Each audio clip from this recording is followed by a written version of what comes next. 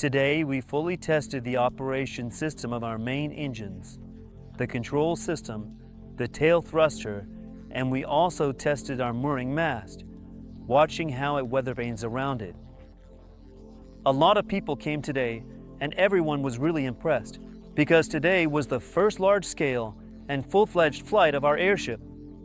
And even though everyone here today was really impressed, this is just the beginning, because the most exciting things are still ahead of us. Right now, our task is to collect as much data as possible for our computer, which will be learning. And in the process, we'll be able to fully develop the unmanned control system for the airship, when we can give it a task, and it will carry it out without any human involvement. Boris Alexandrovich, how do you think our tests went today? Were they successful? Did you have any comments? Or maybe is there something that needs to be fixed? The rudders are working properly. Everything's good. It's controllable. You saw for yourself. It goes left, right, stays in place. The steering device is working too. It turns the airship around. So, overall, it was a success. We also need to train the control system because right now everything is being recorded and later it will be analyzed. The so-called transfer functions will be developed.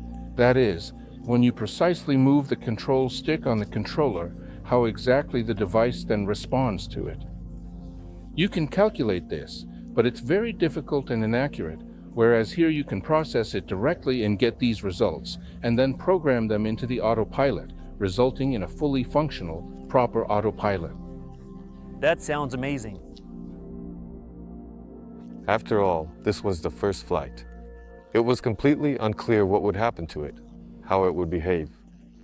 In the first few minutes, we realized that the angle at which we set the main beam with the propellers was wrong.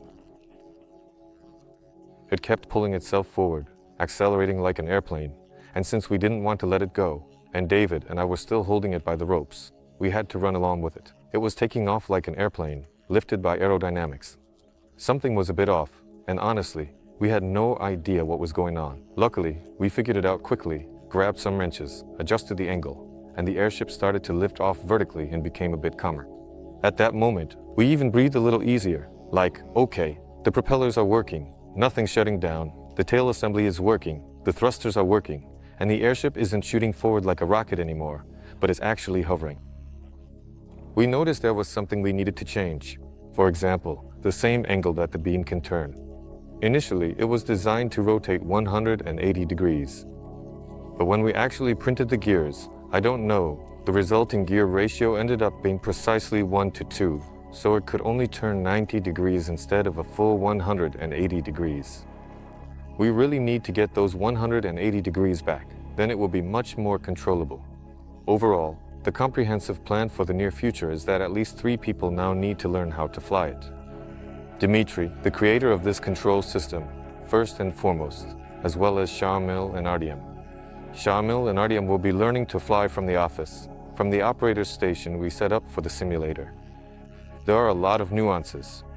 For example, when the airship accelerates for landing, you need to turn on the propellers to, well, obviously slow down before touching the ground, and so on. They seem obvious, but when you're controlling such a giant machine, you realize it's all right here. By the way, in half an hour the battery only discharged by 5%. Guys, we're still at the very beginning of this journey.